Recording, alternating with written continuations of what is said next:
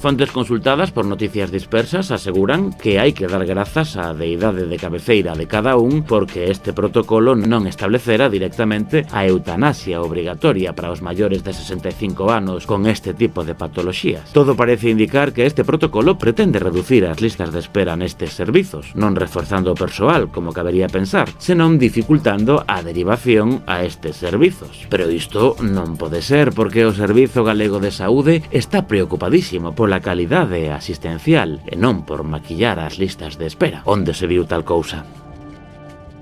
Pero que di realmente o protocolo? O obxectivo xeral do mesmo é a implantación da consulta telemática ou e-consulta como ferramenta de integración entre os distintos niveis asistenciales. O outro obxectivo é normalizar os criterios de actuación e derivación entre ámbitos asistenciales. Esta normalización consiste, segundo desenvolve o protocolo, en atrasar 3 meses a derivación á rehabilitación hospitalaria se non hai mellora con tratamento analxésico, o que se podería traducir por para que ir á rehabilitación se hai unhas drogas estupendas. O protocolo indica tamén que serán derivados ao servizo de reumatoloxía con carácter preferente aqueles pacientes nos que se sospeite un trastorno inflamatorio, sempre e cando teñan menos de 45 anos. Sí, escoitaron ben.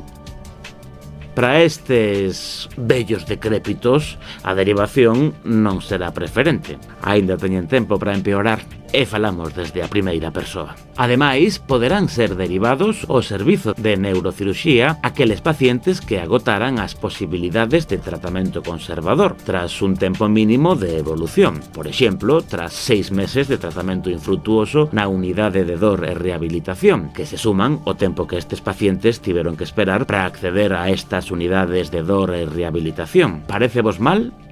Tiquismiquis. O Sergas en Ourense quere ofrecer un itinerario asistencial claro e coherente que mellore a continuidade da súa atención. Un exemplo desta mellora asistencial con respecto ao servizo de traumatoloxía, por exemplo, é que o protocolo establece que se un paciente ten calquera patoloxía traumática ou rotura do manguito rotador do ombro, por exemplo, ou calquera lesión nun menisco, ten que ter menos de 65 anos para ser derivado preferentemente.